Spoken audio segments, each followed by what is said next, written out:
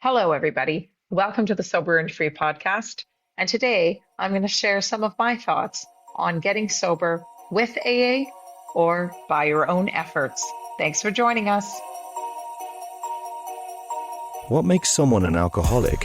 This is a hotspot for many.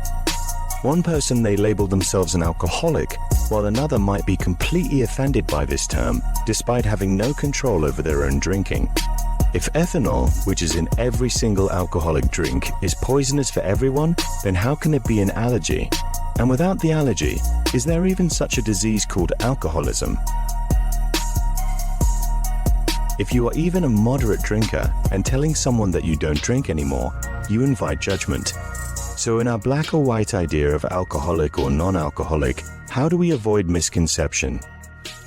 Thank you for joining us as we dive into the murky waters of addiction, alcoholism. There are a lot of terms for it, but really it's that cloak, that veil between ourselves and maybe our true selves. It's armor that we put on, and really, after a while, we don't remember who we really are.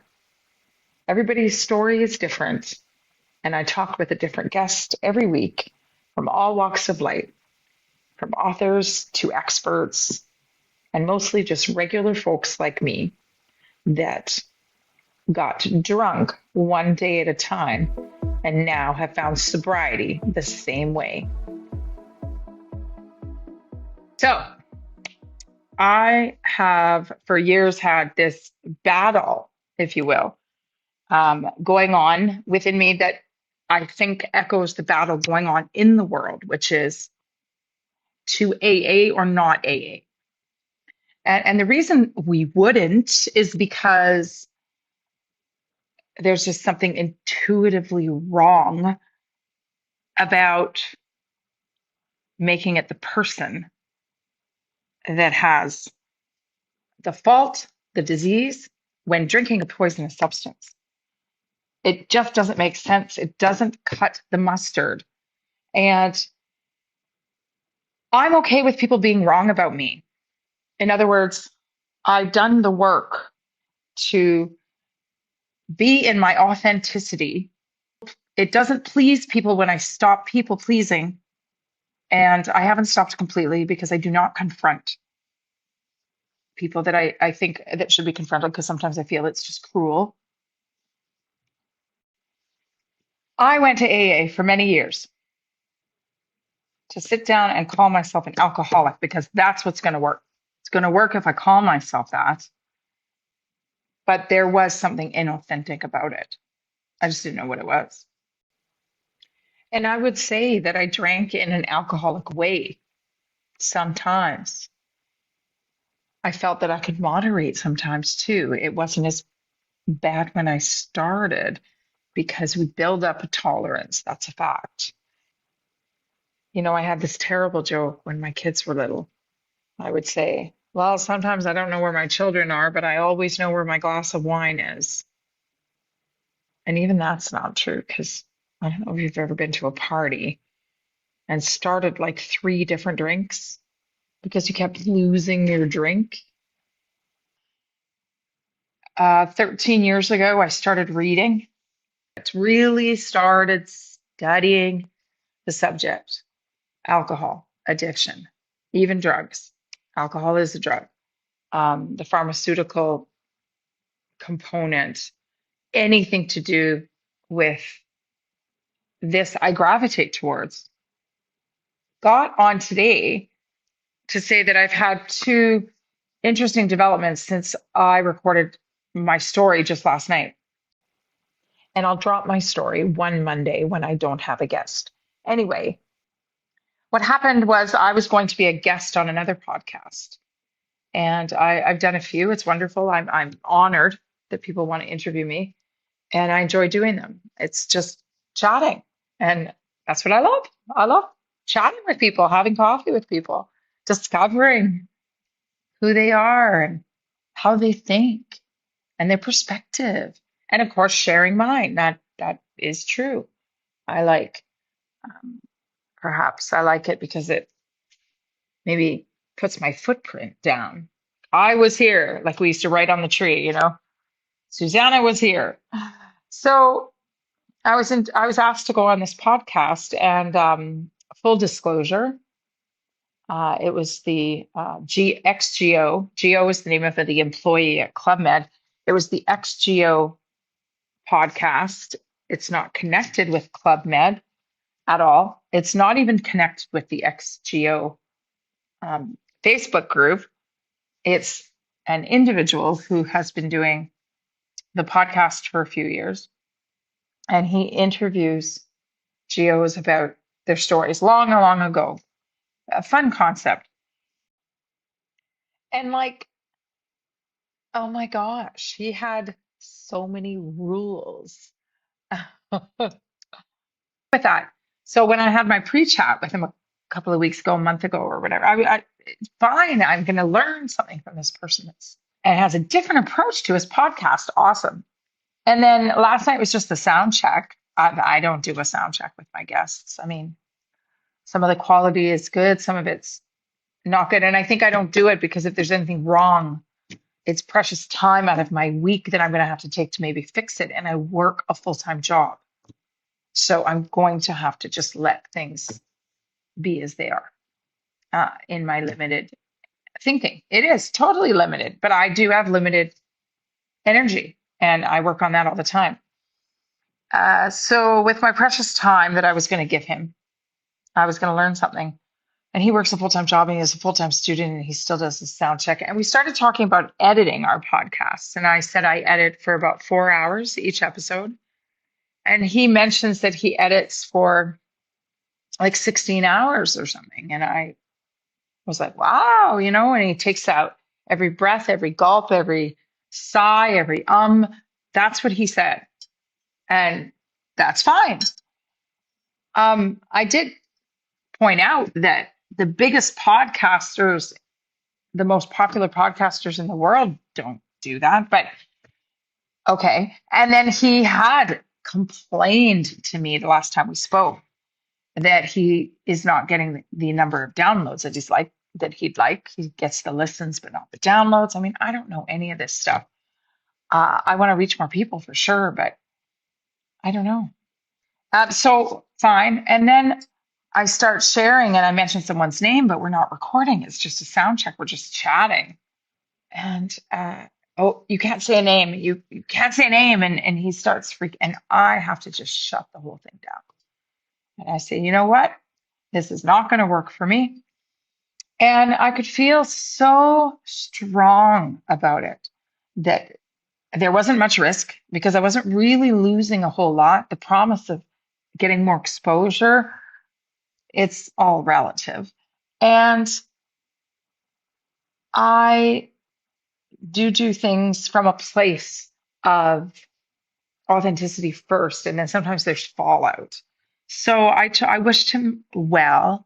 I did tell him that I thought his whole concept would do better if he allowed people to just be themselves and left a lot of it. But, he wasn't seeking my advice. And off I went, and he did make the claim that maybe I feel uncomfortable.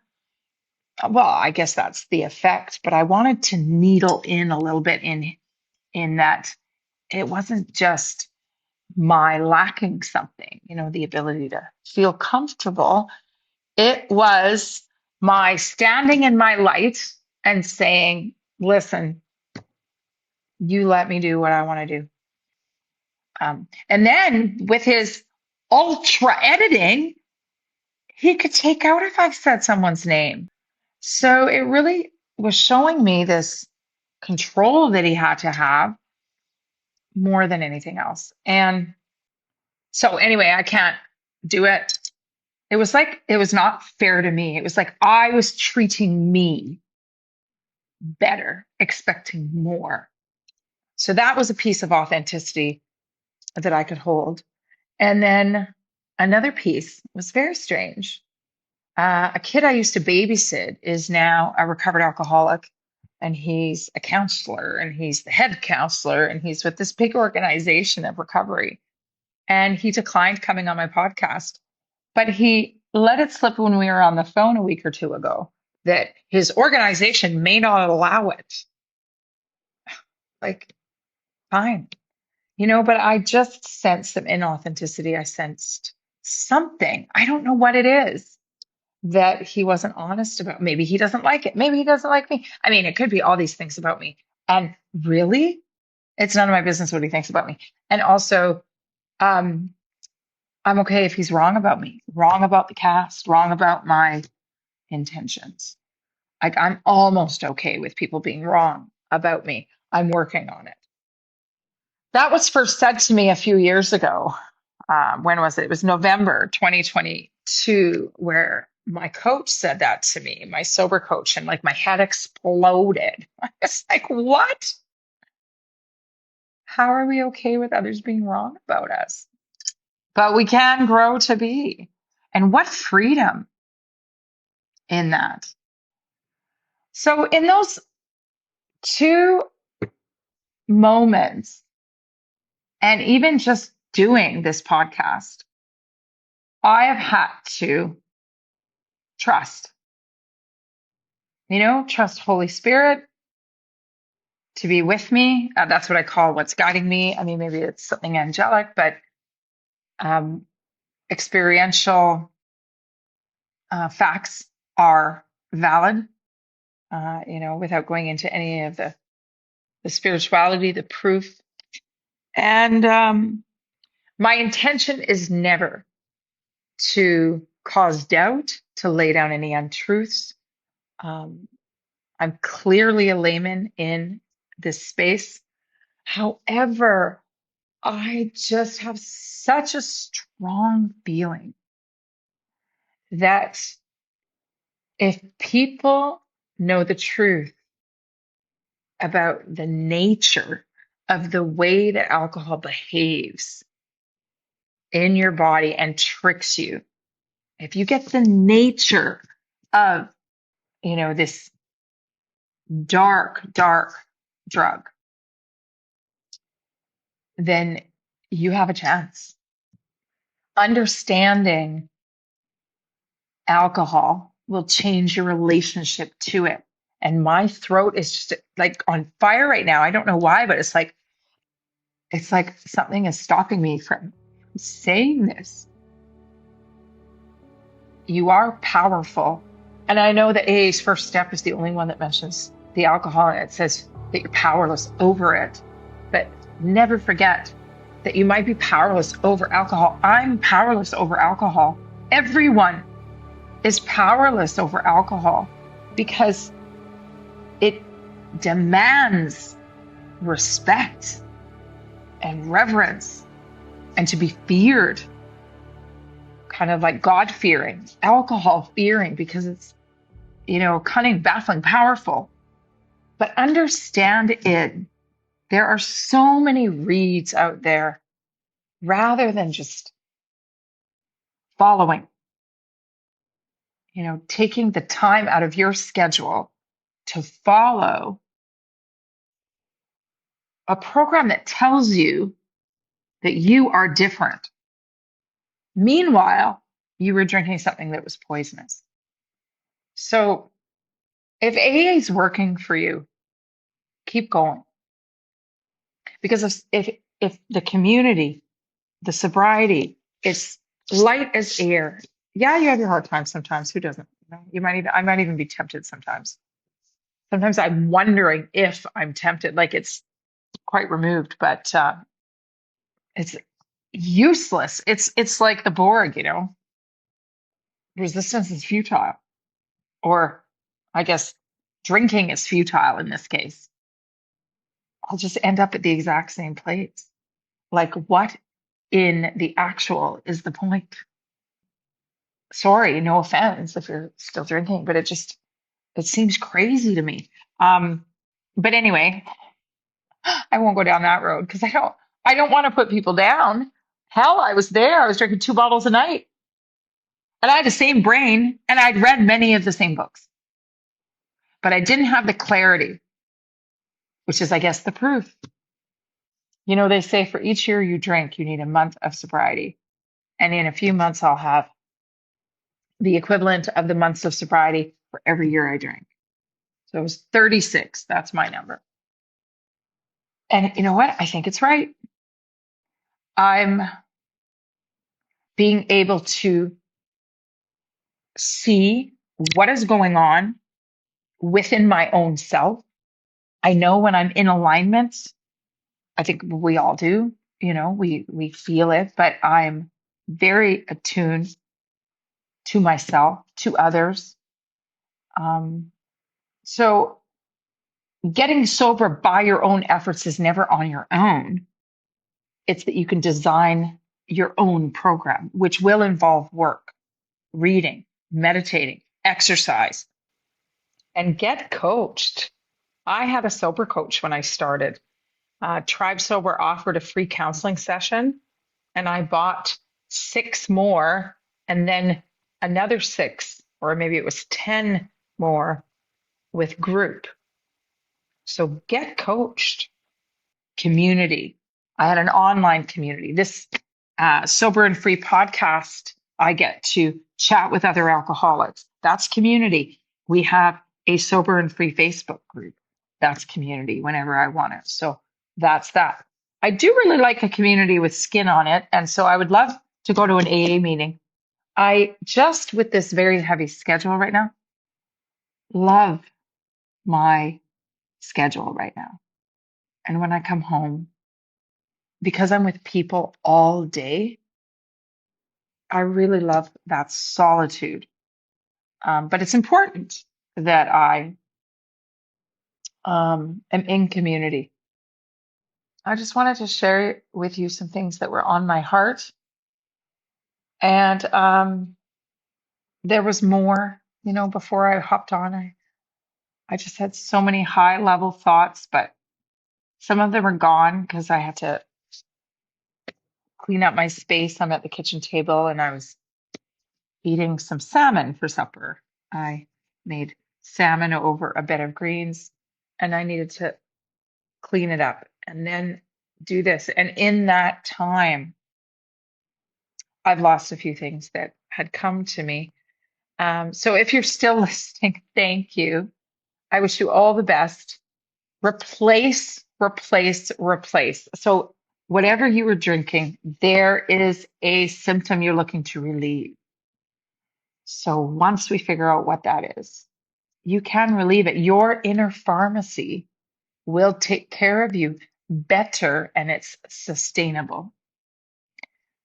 And there's proof. There's so much proof out there. You go get it. On Sober and Free, I do have a reading library on there. I only have 4 books on there, but that's a great place to start. And I just finished Drinking a Love Story. I finished another one called Blackout, also good. I'm right now reading Intoxicating Lies by Meg Griesbeck. I'm going to reach out to her. We have spoken on the phone, and it's a lovely book. I really, really relate. We're about the same age. So there's so many ways to find friends and company, good company, as you battle, as you're in battle with sobriety, if there are days where you are in battle. But with that, I'll wish you a happy sober day. That is the end of part 1. Tune in next week where I share my story, how I started drinking, so where I was, what happened, and what it's like now. Thanks for tuning in.